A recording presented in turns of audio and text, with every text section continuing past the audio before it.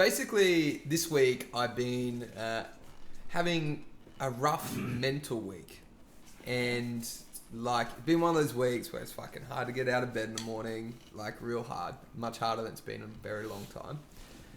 And one of the themes that I've noticed consistently, it's been brought up a few different times throughout the week by a few different people. And when you start to notice those types of things in your RAS, it's normally something I find that is speaking to you, and you got to work on that thing. Interesting. Basically what that thing was is I had someone to me 2 weeks ago, one of my good mates, say a phrase to me, which is, you're better off being like, we try really, really hard to be liked by everyone, but a much better thing to be from other people is respected. And if you're liked by other people, a lot of the time, you're a bit of a pushover, right? People will do everything they can to protect you as this person that they really like, which isn't necessarily someone who has good boundaries and is someone who is, someone who's actually respected. Just because you're liked doesn't mean you're respected by people. Mm-hmm. And that's a really big thing. And being respected, you're not always liked, but you can be respected at the same time, which is a really interesting dichotomy, right? And I think being respected is a lot stronger than being liked. And I think a lot of my life, I've really struggled with that in terms of, I've really been programmed to come into situations not out of respect, but wanting to be liked more so. And it's something that I've realized that for me to gain control over my time, and for me to, so for example, sitting in the caravan this morning and working on music and having to like reply to work messages and sort other people's shit out, it's because like I haven't put down strong boundaries in terms of this is what I'm doing, this shit, like, and if you need someone to solve your problems for you, like, then go find another job. Yeah. Basically, is go elsewhere. Is the thing. Like, love all the guys at work. I'm just using this as an example, but like, for example, same deal. Like, someone who's respected, for example, someone rocks up late to a meeting, the respected person will say, this is your last warning. If you do that again, you're out of whatever it is, whether it's a project, whether it's a band, whether it's work. A respected boss, a lot of the time, sometimes they might not have much respect, but a lot of the time, if you're respected by people, you can say stuff like that to people. You can be like, yeah, you've been late once. If you're late again, you've got the day off. If you're late again after that, don't bother coming back.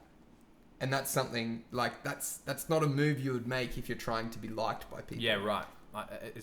Is what you're saying that, first of all, it's not a move that you would make, but also you can get away with it if you're respected. You can say that, and if you're respected, people will allow you to hold that. your boundaries. Right. Yeah, 100%. If they like you but they don't respect you, and then you do that, they're going to be like, what the fuck? Why are you being such a prick to me? Yeah, 100%. Man? What the hell? Exactly. Spot on. And there's a few times this week where that's kind of, number one, realised that being bogged down in stress is probably a result of that, doing the things that I feel like I'm doing the nice thing for a lot of people sometimes instead of doing the hard thing, which is probably the right thing. It's making the easy choice to do the thing that's going to make you be liked and cause a less resistance in the meantime, but taking the more pushing in the way that's going to create more resistance to start with, and it's going to be a lot harder to push through, but is going to end in being respected a lot more in the end as well. And it's just a weird thing that I'm not only dealing with in personal life, but something I've realized is super relevant with what we're doing at the moment as well. Explain. Because we keep talking about we're afraid of, pissing people off, not being liked by people. Right. But we've got to say those things to earn the respect of the people that we want to earn the respect of. Yeah.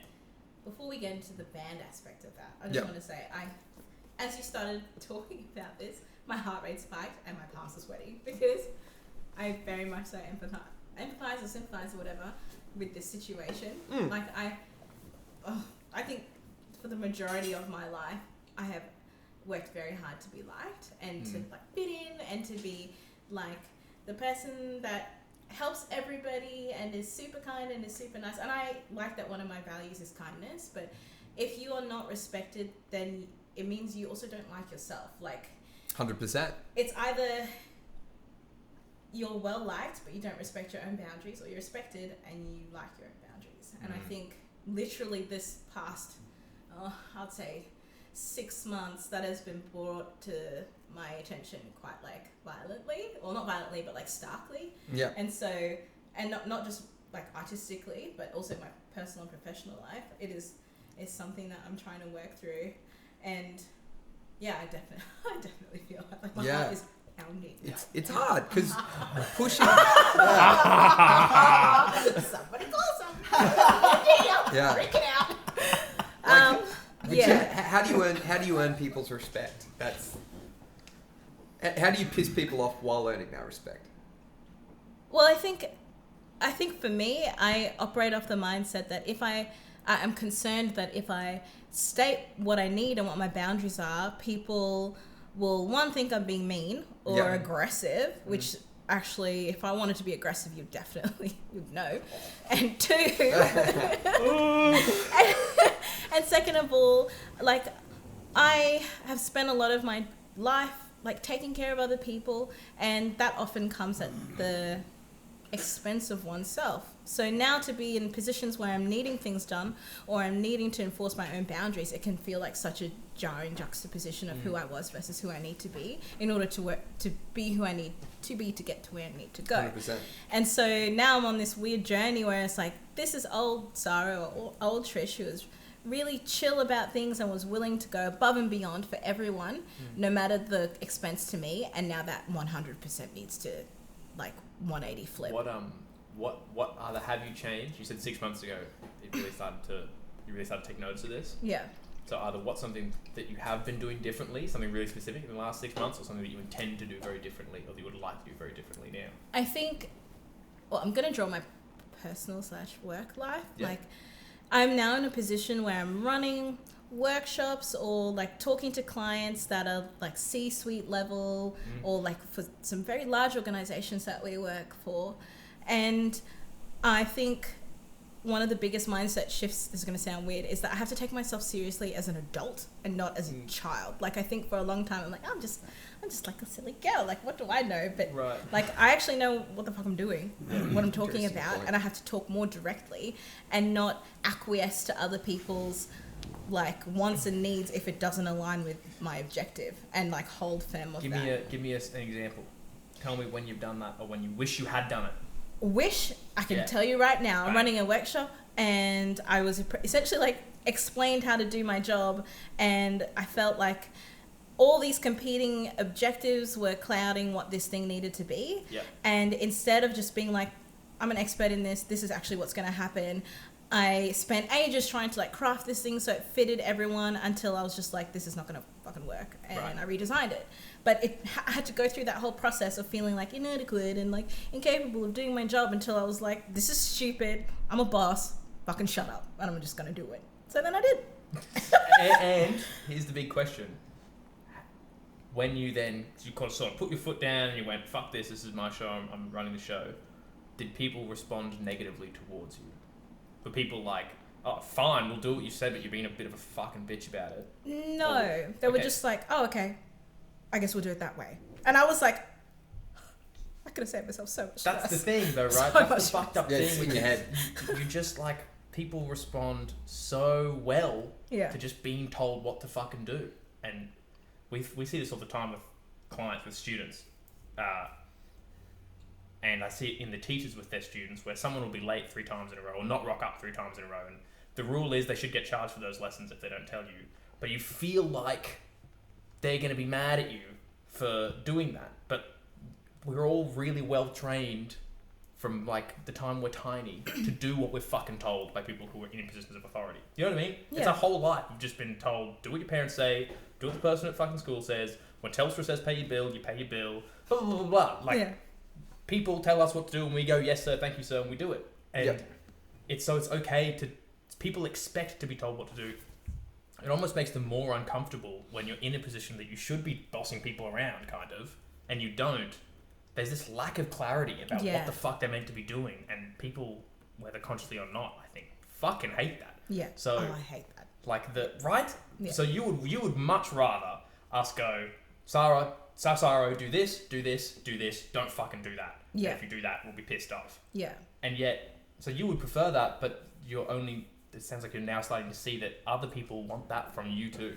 Like if you're the Zach and Nick in that situation, Yeah. imagine if you rocked up and we were like, meh, sing whatever song you want. Yeah. When's rehearsal? When's a good time for you to come in? Is it okay if you come here at 8? Or is that, I don't want to fuck your day up, like come in. And hey, if you need to leave at 8:30, that's fine. And we'd love to, but hey, if you need to go, it's fine. Fuck that. We need you for fucking like 6 hours. You gotta come for 6 hours. We gotta get the shit done. We gotta get done. And you've never been like, No. stop fucking telling me what to do. Yeah, right? This is true. So I wanna see in a personal, like you, that was a professional thing. Yeah. What's either in a personal way or with this, or maybe with your own art, like a way that you can see yourself being the leader, the respected leader that you need to be in order to get this done. Well, as we were just in the van, like we were talking about adding extra vocal, like harmonies and things to songs. And for a long, actually up until today, I was taking the approach like the instrumental, and I think once you said this to me, like the instrumentation is what dominates our songs. The add-on is the vocal, like the vocal lines and stuff. So I was like, I'm just going to do exactly what is recorded or what I'm told, and I'm not going to take any artistic liberty. And now it's like, well, I actually need to own the fact that I am the head of BV department, aka me. That's awesome. And so if there's stuff I want to sing, I'm going to sing it until you tell me otherwise. Yeah, because dude. I want to also be part. I don't want to be like a what's the word? Like a contractor to P Lounge. Like, oh, we've got Trish in, she's going to do some BVs and we tell her what to do and that's it. Like, I want to artistically contribute. So that means that this department of me, I'm in charge of. You're the boss bitch. I'm the boss of BVs and whatever other like vocal stuff that I need to do. So I think that's a good example of that. It's great. It's great. if we were to put on, I think, our leadership fucking pants, what I would say to that is, I think we told you to do that 2 cabins ago. Yeah, props. And you were like, yeah. Yeah. And so the fact that that worm is still in there yapping, oh no, don't sing this thing, maybe the boys will get mad or whatever, we covered that. And so what can we do better to, because we've spoken about it now, but our actions must not be reflecting what we've asked you to do, because otherwise that voice would not be so loud. So what can we do better to make you feel as comfortable as possible to fucking sing the shit that is in your head, because you're going to have better stuff in your head than we're going to have in our head. I don't know. I feel like... Let's cook that up. Yeah, I mean, I don't want to say like encouragement, even though that sounds like wishy-washy, but I think for a long time it was like, this is the bit you sing. Even especially when like the previous members of Patient Lounge were in the band and we were given like very clear harmonies. It was like, this is what you sing, do not deviate from these 7 notes that I've given you in this precise order. And that was like drilled into Chloe and I, and now it's like, oh yeah, but like sing what you want. I'm like, am I being gaslit right now? Like, can I sing what I want? If I put in some extra R&B flavor in here, am I going to get pulled up? I don't know. If you get pulled up, what does that mean? I don't know. I just don't want to make you mad. And that's exactly the issue. The art is here. The music. So we always got to remember, the art is here, the music is here. The muse has the final say, right? So you have to spit out the ideas, and if we go, no, like fucking, what's that stupid thing that she wants to sing in Preacher? That is going to get somewhere. It's never ever going in that song. I envision it being what people clap after the song's done. Like, I think it's like the extra shit on top of the track in the album version. Extended edition. Extended edition B-side. No. Japanese release. Limited release vinyl. Yeah. We'll put it on tape deck so no one can ever fucking listen to it. Yeah, on cassette. Yeah. Watch as they sell out every other thing and we'll see exactly what it Hey, is. I'm there. I've loved this since you've done it. See? So It's a cute. vibe. You'll see. Anyway, so back to... Can you actually, before we go on, can you explain, as you were talking about this scenario for you, you said something in your RES? RAS. Oh, I'm What's just like reticular activating system. Activation. Tig will fix Something that. like Thanks, Tig. Yeah. And Tig will do that explain all what week. that is. It's your, like, if you see a red car, for example, let me Oh. start again. Pig gay for that. Yeah, you're playing punch buggy, Yeah. right? How often do you see, like, were we playing spotter or punch buggy? What are we playing? Punch buggy. Woo! We're playing spotter, right? How do you play spotter? I literally don't know what that game is. Oh no! It's when you see a yellow car, you punch the person beside you, right? You played that Oh. game Cool. before? Yeah, like punch buggy. Punch buggy. Yeah. Punch buggy yellow cars or No, buggy It's punch punch? just buggies. VW V-dubs. bugs. Yeah, Yeah. exactly. So how often do you see VW bugs? Like on the regular, never. Exactly. But then when you're playing punch buggy, Every 10 cars. they're fucking everywhere, Yeah. right? So the whole point of the RAS is there's always so much information coming at you. Your brain has to be really selective of what it filters out. So, for example, we're sitting here right now. There's so much information around us. There's different noises that if you're really quiet, the washing machine's going. You can hear cars, trucks going past outside. But while we're sitting here doing this podcast, none of that's information's actually clocking, right? It's just we're thinking about what we're talking about. Yeah. So it's just this filter that just like narrows right in on what's important to us. And this concept has just been like, I'm realizing that it's been super important to me this week that I've just heard it from a few different places. Right. It's the same as, have you noticed that happens in life? Yeah, and I think this goes back to what we were talking about maybe 2 cabins ago about the importance of gratitude, right? Yeah. So if you're priming your brain to always be thinking about This is exactly it. yeah, positive things or how you can positively reframe or like the things you're grateful for, you'll start to spot Yeah. those things. Exactly. And you get positive like feedback loops on it. Exactly. So for example, like there was a few different things. Someone from work, I was talking to one of my good mates, and he was talking about like he was using the late analogy for something else. He was like, you got to hold strong boundaries with you guys for this so that you can respect your time because you're getting burnt out. Blah blah blah. But he was using that as an analogy. I was realizing I wasn't being as good as a leader in certain situations because I was burnt out. Like had a funeral and had a key staff member quit in like 24 hours, and I was just not performing at my best, and my ability to because that's a muscle that I need to flex is the being respected over being liked muscle, and it was weak at a time when I was mentally weak, and I could tell my leadership was not as strong because I wasn't putting the foot down with certain things that I needed to as well. And I could like see it almost in third person. I was like, oh, I'm being a shit leader right now because of this thing, because it was on my RAS. What's the thing that you wish you put your foot down on? Or is that not going to be an interesting story, do you think? Oh, not really an interesting, just lots of little things. Right, like right, lots right. of little things in terms of like, just holding better boundaries with, we need to be doing this. We're like, why the fuck are we putting through these types of sales? Why are we doing this?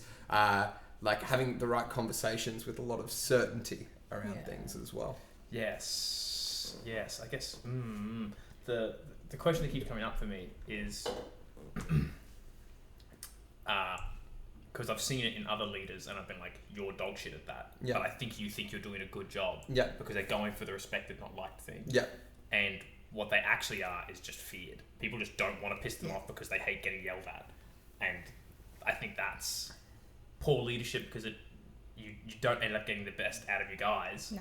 Because they're scared to put it, just exactly what was happening with you. They're scared to put a foot wrong, so they're scared to put their foot basically anywhere, and so they get a quarter done that they could get done. So how do you balance them? How do you balance being firm and kind of coming down on people if they need to be come down on, so that it's clear that actions have consequences and there are boundaries and blah blah blah, but not create a situation where people are scared to be led by you. They want to be excited. Do you know what I'm saying? Yeah, 100%. I think you need EQ.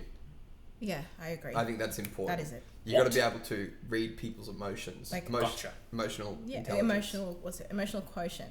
So Yeah, being right. to me that translates to being like, well, one, emotionally intelligent. Like if someone's upset, or obviously if there's something going on, like be real with them. Like If be a someone's being human late being. because if telling someone, hey, don't be late again or you're fired, if they come in and they're crying, you're not going to be like, don't be late again or you're fired. Yeah. You're like, what's going on? Yeah, right. Oh, your missus just broke up with you. Okay, well, it's really important for us for you to be on time. If you're not going to make it, let me know. Yeah. Or like, let's give you the day off. Just tell me you're not coming in if you're going to come in fucking an hour late and do this. Let me know.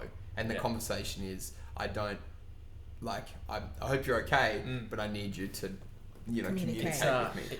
There you go. Sorry, I was just going to say, I think in leadership, people often feel like once you step into a leadership position, you have to put on this facade that is divorced from who you are as a human being. Like, you can still be you can still be Zach, you can still be Nick, but also in a leadership mode. So that doesn't mean you throw out all the, your emotions, your capacity for empathy or sympathy for another person just because you're leading them. It means you have to employ that more carefully and also set boundaries for them and for you. So if someone comes in and they're coming in late consistently, no reason, no excuse. Okay, what's going on? Tell me about it. Explain to me why you're running late. Don't just be like, come in late again and you're out the door. Yeah. Once you've had that conversation though, and then it's like, if you're not going to be in, don't come in. That's fine. Yeah, rules are not rules unless you enforce them. Exactly. But you still have to be like a human. You can't, otherwise you're going to lead by fear, and fear is what I thought was very interesting about what you just said and what you said as well is in both examples there was the coming down ton of bricks thing that was like, that's what is going to make the boundary clear. But when both of you guys spoke about that more, you led with questions first. Yeah. You know what I mean? Which reminds me of some leadership books, like 10 Rules for Conscious Leadership, which I'm trying to bring this back to the understand thing. why. Always be leading with curiosity. With before anything else happens, if you approach a situation, the first thing you should be is super curious about what the fuck is going on. Yeah. And then come down like a ton of bricks if you need to come down. It's okay we do it with students all the time. I have to teach teachers who haven't done much teaching. It's okay to fucking scare the shit out of a kid every now and then. If they've been fucking up a whole bunch and you make a really clear boundary, say, hey, if you do that again, I'm just cancelling the lesson. You're out of here, bro.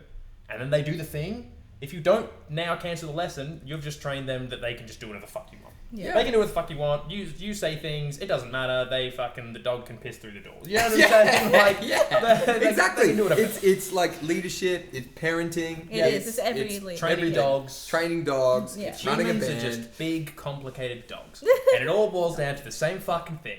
If they do a behavior that you don't want them to do, you make it very clear you don't want them to do that, and they have to have a negative consequence. If they do something you do want them to do, you give them a positive consequence, and you have to be really perfectly 100% consistent on both those things, because the moment you don't negatively reinforce this thing that you don't want them to do, they start thinking, through no fault of their own, it's 100% your fault, they now think that it's okay to get away with. Yeah. And vice versa. You have to just be, don't fucking do that, I'm going to spray you with a water bottle. Yes, fucking do that, I'm going to scratch you under the chin. And that's all humans are. Yeah, that's 100%. it. We're creatures of comfort, and the easiest path we're always going to take. Yeah. Every single time. So how do we tie this back to the Teak from 4 years ago? Guy Matina, shout out Guy, who's watching this podcast right now. This is all interesting information, but how do we tie it back to him specifically, the young muso who's watching us to learn from us? Yeah, I think it. Matt? Thanks, Nick. I'm sad to tell you, we gotta have during these big conversations, just close-ups of Matt. Doing this. Just the different faces of just. You should have a game of tennis being played in the back. That's what I mean. I've never heard him not speak as much as when the camera's rolling for a podcast. What we need is just opportunities for him to mime more, because that's really where he shines. Yeah. You know what I mean? Being silent. And now break for our improv dance break. Yeah. Anyway, how do we make this little leadership thing? I'm going to clap to you to get your attention, God. Hey, it worked. It worked, but I didn't like it. The second. Yeah. Hello, Matt. How do we make this whole leadership conversation relevant for the young musician? Well, it's really important for young musicians to realise that they can set boundaries. Yes. I don't know if people know they can set boundaries. I didn't know you can set boundaries in my personal life. I probably thought an amalgamation of what you were talking about and what you were talking about, and just thought that until I was maybe, 32. And I just went, week. I think it was. Yeah. You're welcome. Thanks, man. Hey, thanks for that present. You're welcome. So I think it's really important that people realize they can set boundaries because it's just that's how you build the life you want. Yeah. And if you build the life you want without setting boundaries, you haven't. What's a built the life boundary you the young musician doesn't even realize they haven't set, but they should set, and the sooner they set it, Young the musicians better. suck. It's rehearsals. It's Yeah. like commitment. Well, it's payment. Young Cash. musicians have no idea, I'm assuming, the vast majority of young musicians, because I was that and I didn't know this, that you can talk about payment. Yeah, you You can don't get paid. Yeah. You don't You just can have get to. paid. Yeah. That's actually a good. And if you just fucking tell people, hey, I want to get paid for this, literally 99% of the time they will pay you. Because I don't know if you guys have ever tried to get someone to work for you for free, but you feel like shit doing it. You know that you have to, but you feel like shit doing it, and you're like, if they ask for a couple $100, I'll give it to them because I feel bad not paying them. Don't tell And Tick. all they gotta do, don't tell Tick. All they gotta do is ask. All you Yeah. gotta do is fucking ask, and that's a boundary you should be totally cool with setting. Don't play the gig for exposure. It's a G up. If you're gonna play a free gig, don't do it for exposure. Do it for practice. It's okay to get on the stage and play for free if you see it as I'm mastering my craft. That's cool. We all got to do that fucking bullshit grind for a little bit. It's really good for you.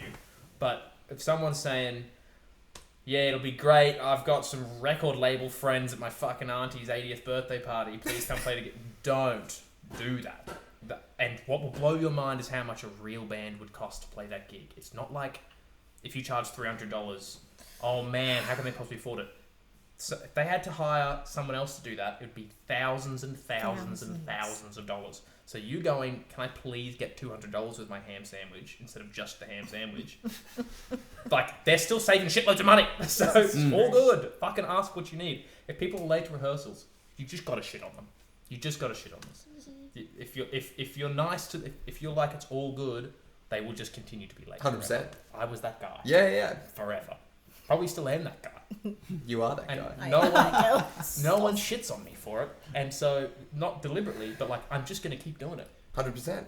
Why? Like my subconscious is not. Brian's not gonna fucking be on time on the ball. You know what I mean? He doesn't give a fuck. Yeah. There's no consequence. There's no Keep consequence. pissing through the Keep window. pissing through the fucking door. Keep pissing through the door, George. Please. I hope he's doing it right now. I can smell it. What's another boundary that young musicians need to set? Being prepared. Yeah. Vocal prepared. Yeah. Learn your lyrics. Yeah. Right.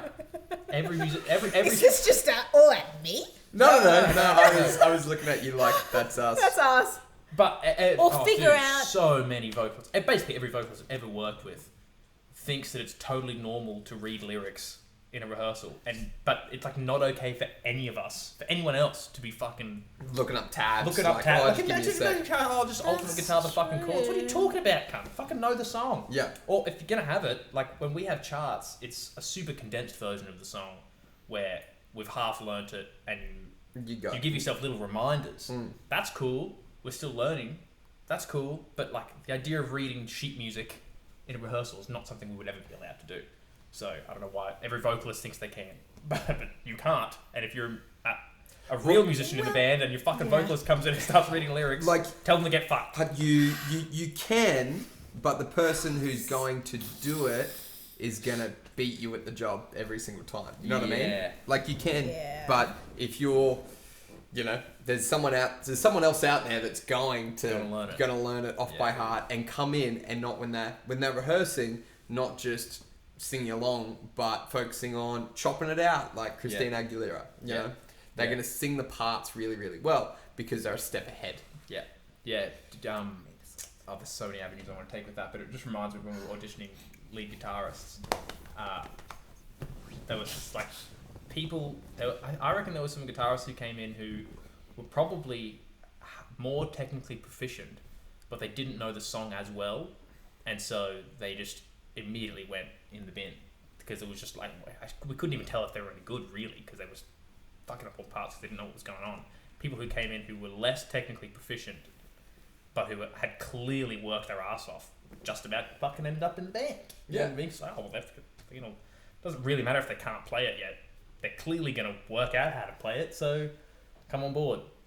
Yeah. So if you're the person in the band who needs to if you're the person in the band who's not learning the shit, learn your shit. And if you're the person in the band who is learning their shit and other people aren't, don't try and be liked. Be respected. Fucking crack the shits. Yeah, 100%. Crack the shits. But make the boundary clear. Make the consequence clear. Otherwise, the behavior. This is the big insight, I think. If a behavior isn't punished, it will continue in perpetuity, and then it is your fault. 100%. That behavior continues. to happen. Yeah. You getting stressed out about it. Yeah. Is your own doing. Your own fault. That makes sense. Right? Right.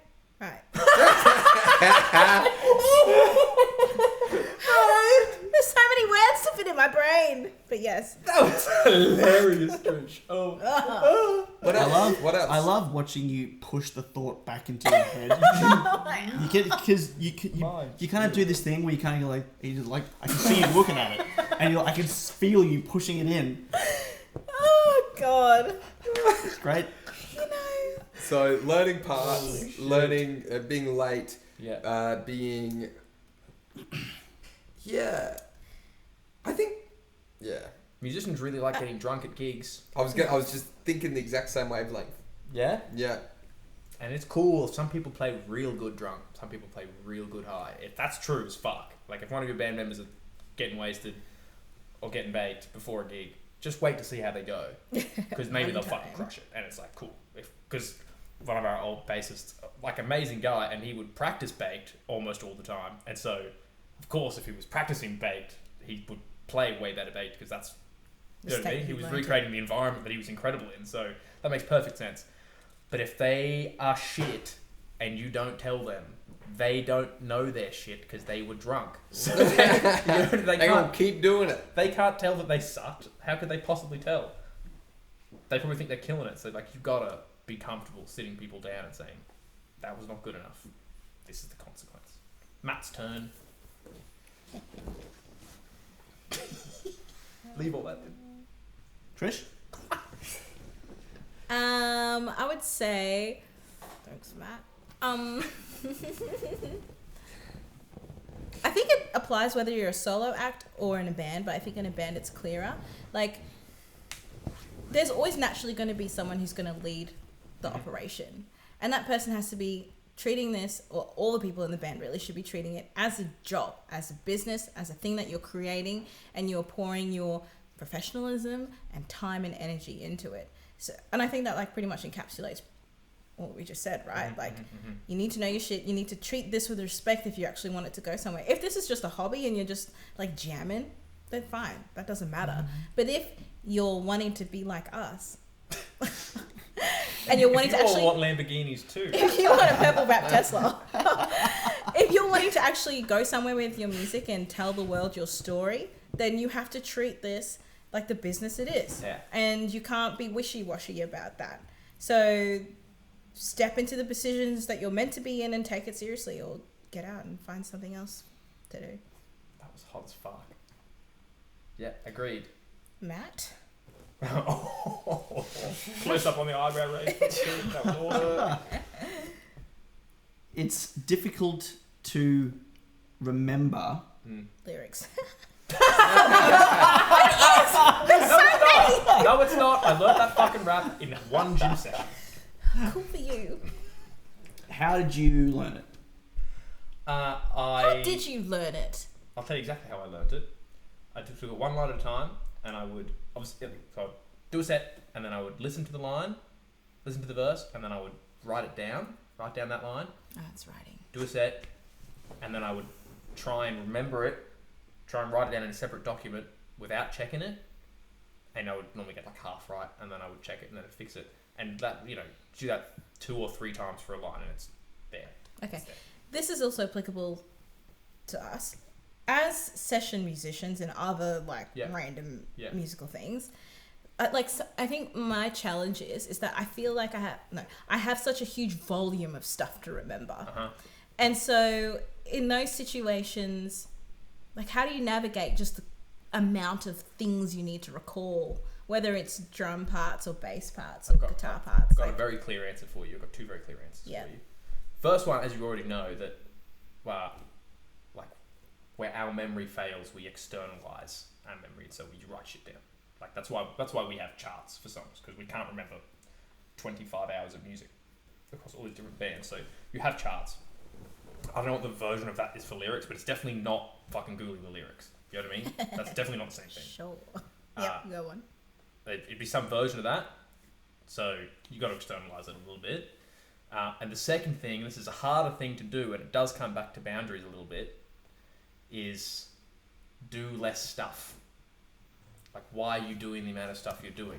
Maybe it's all working towards your goal, and that's fucking awesome.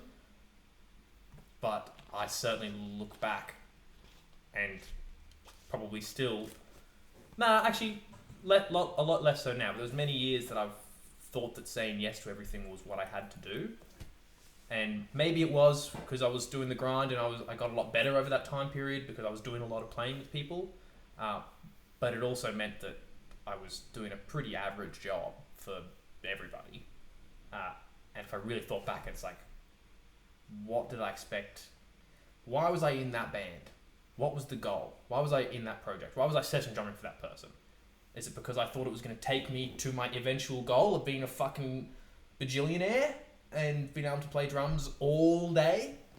I never thought that band was ever going to do that for me. So what the fuck was I doing in it? I was just doing it because someone asked me to play in their band and I wanted to be liked, and so I said yes.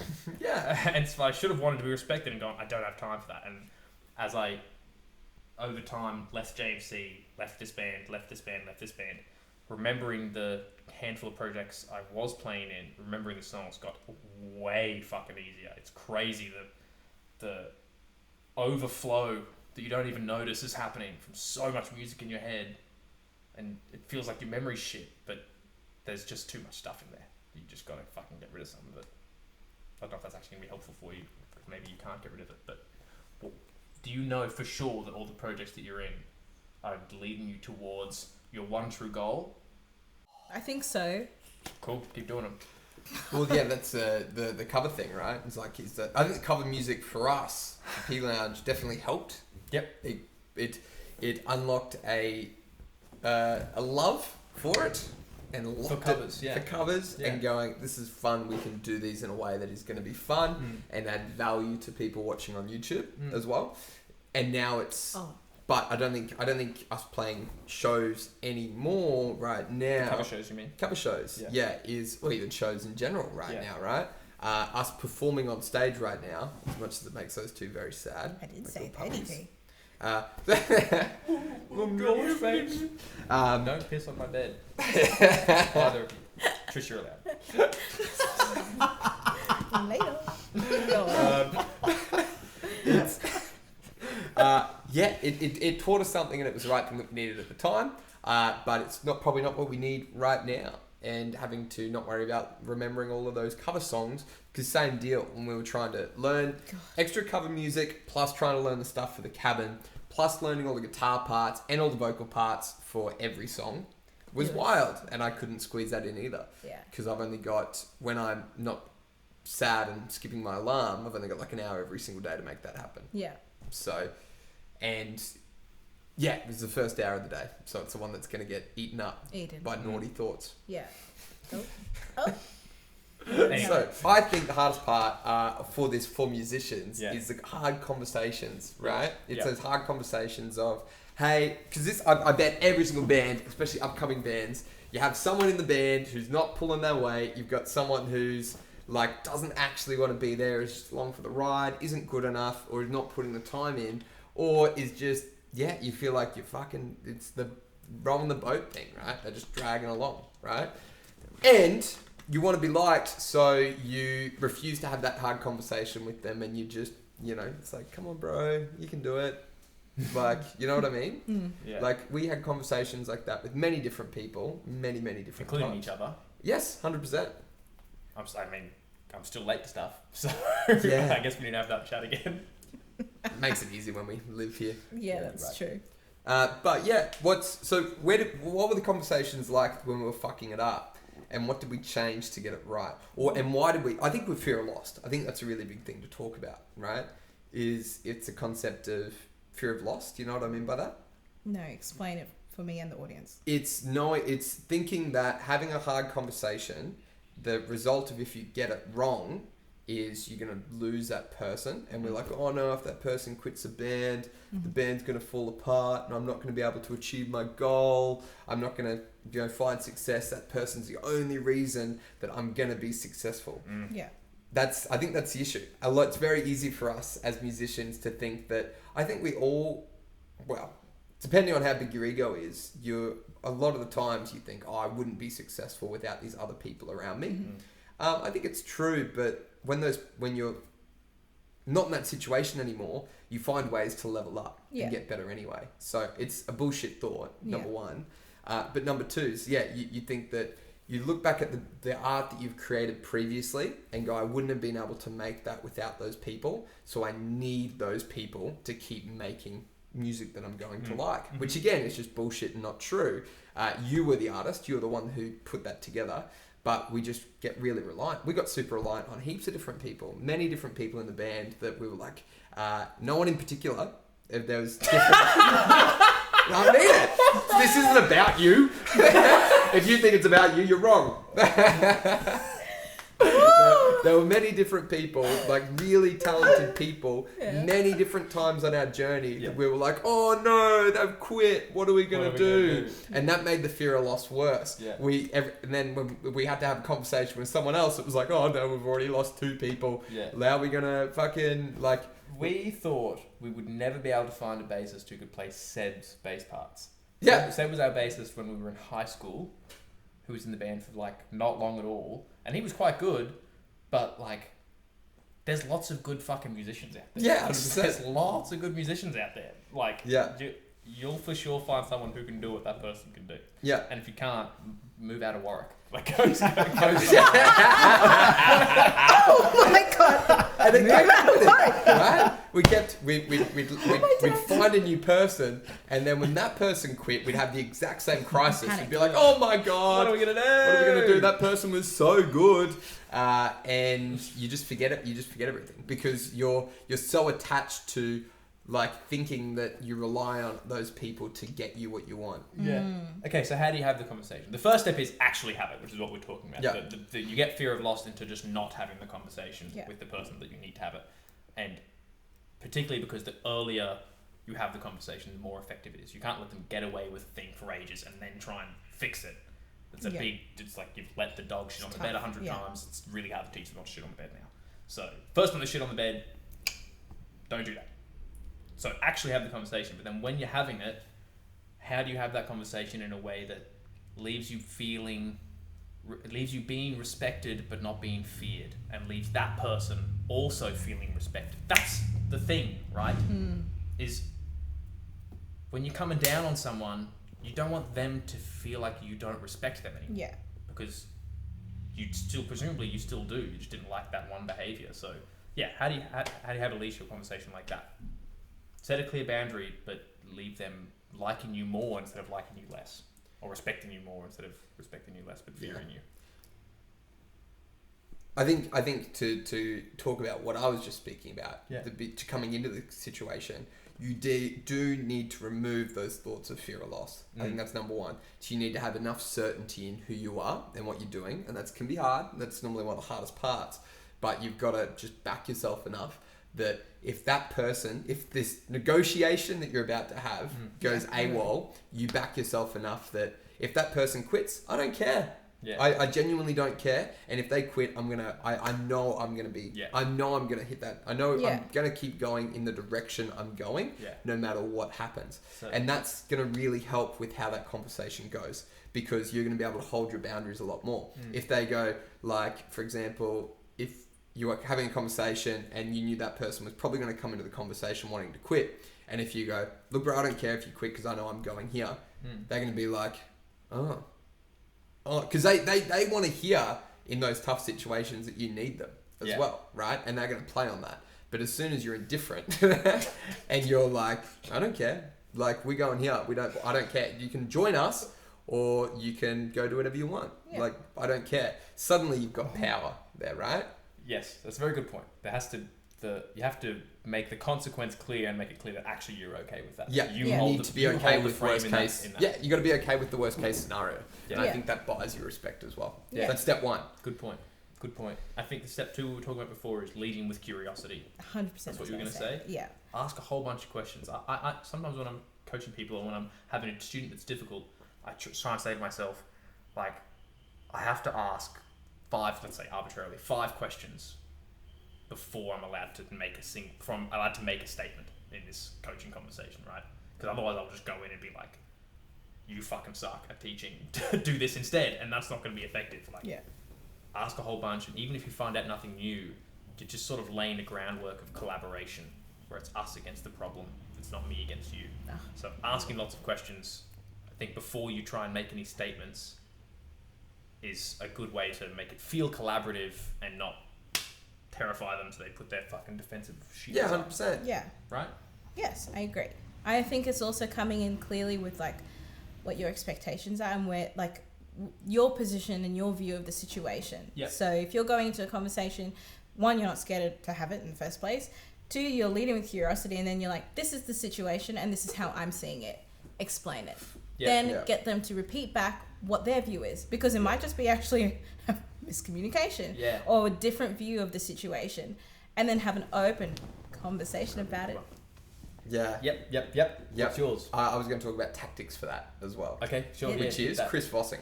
Yeah. How good. Labels. Explain it. So the whole idea is, if like labels are really, really good, you can label someone's emotion and it kind of nullifies it and how they're feeling, right? So if it feels like you don't really care about the project, right? That person all of a sudden really cares.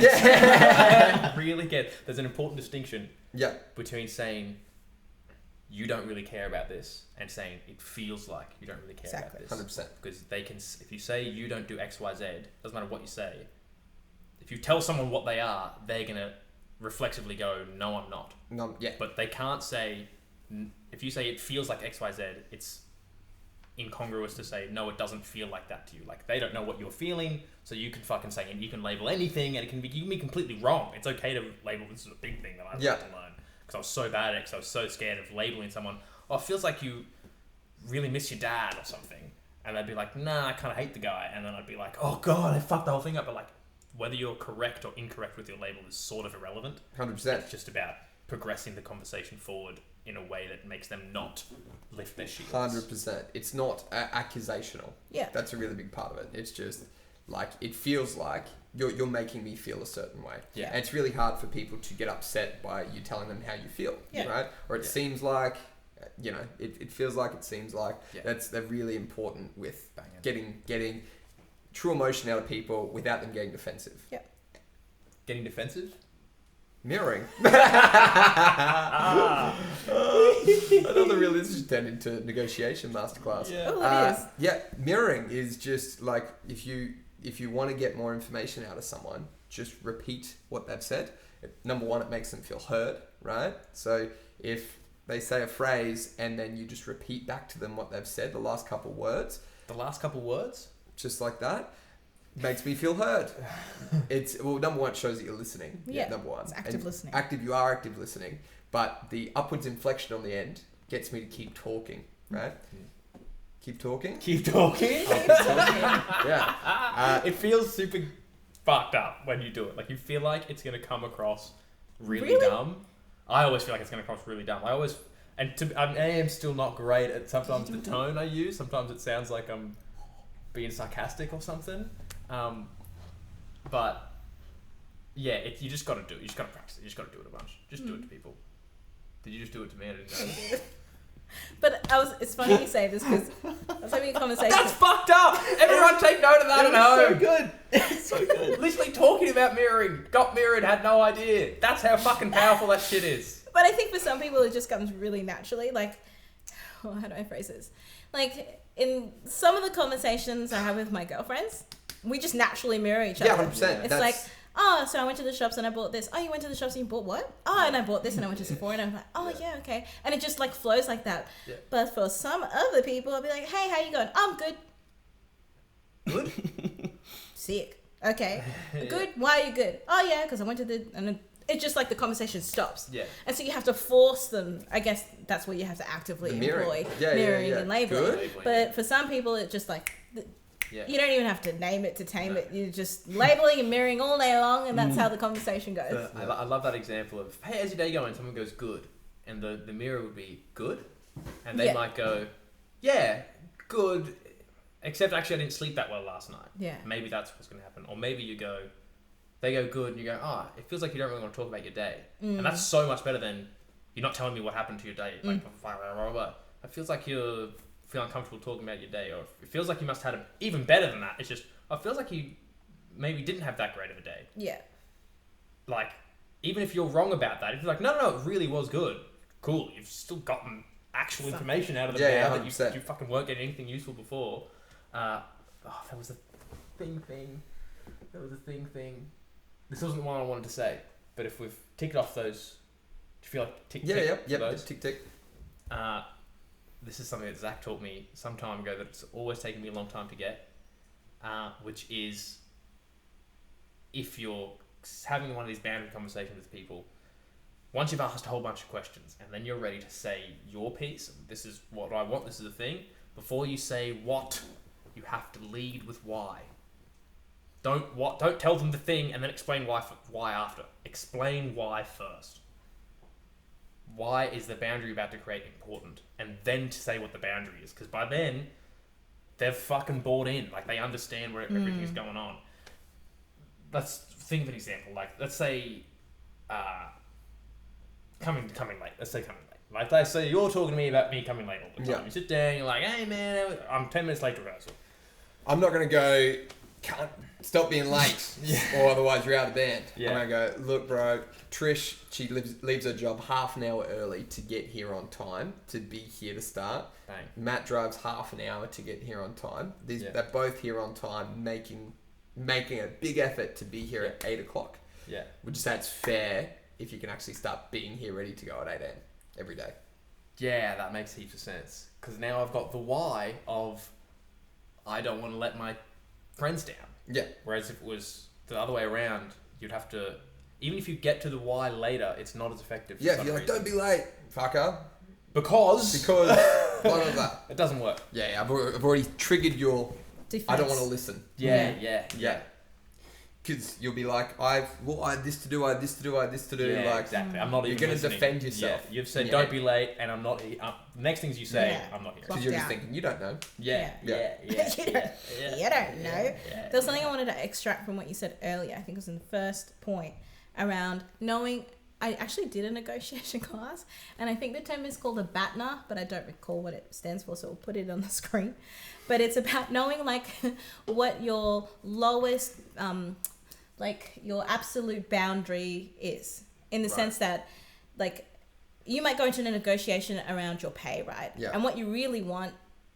You want at the very least to have like a 10% increase. Know what your minimum thing is that you're going to accept going into that conversation is, and don't put that out first. Does that make sense? It's like an anchor. Yeah.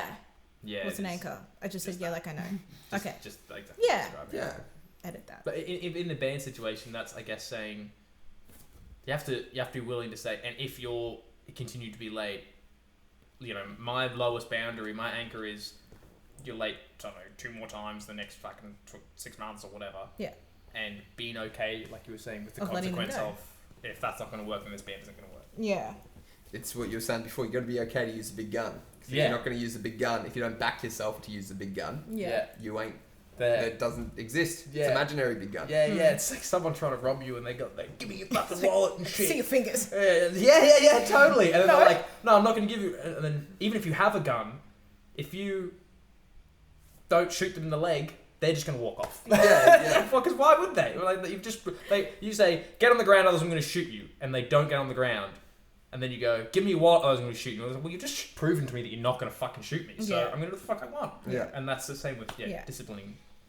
Yeah. There's one other thing, I feel like it's a bit more esoteric, but something you were talking about, like the fear of loss, especially around musicians that are particularly technically good at something, and then worrying that once they leave, you'll lose that aspect. Yeah. Something I've really learnt from the book about your what's it called? The artist journey.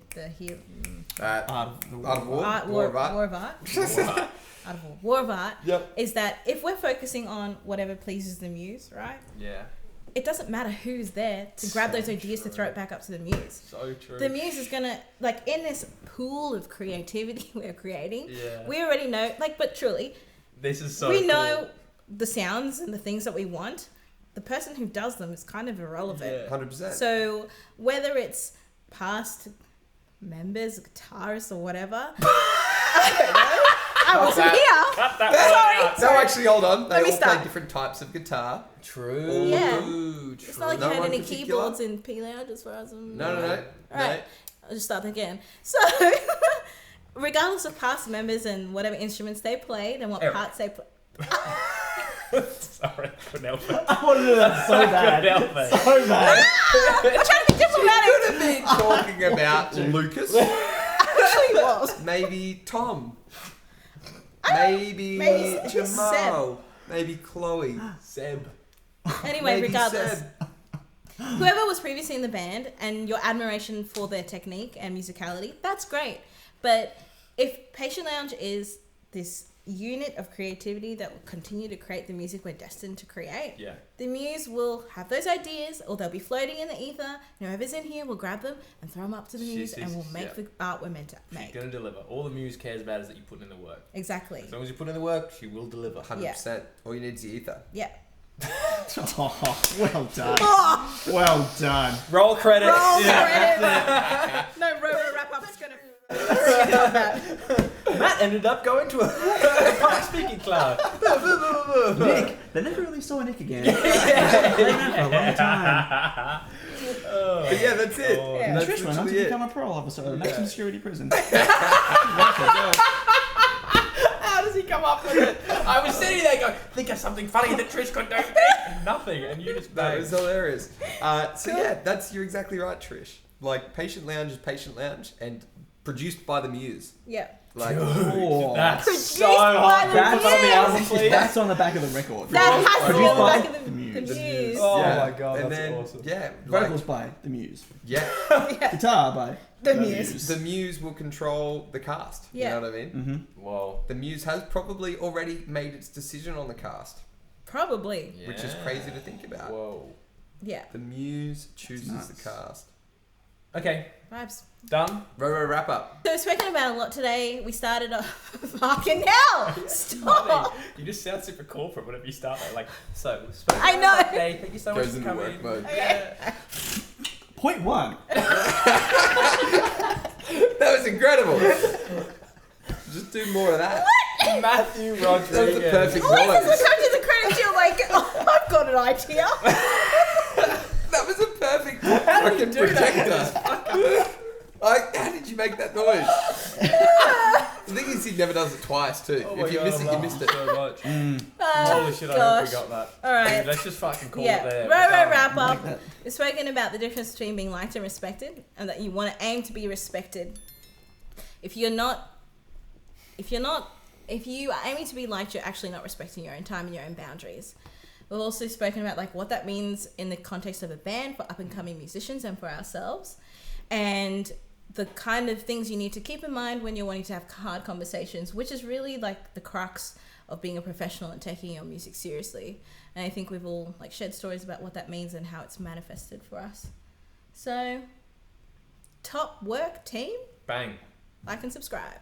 Bang.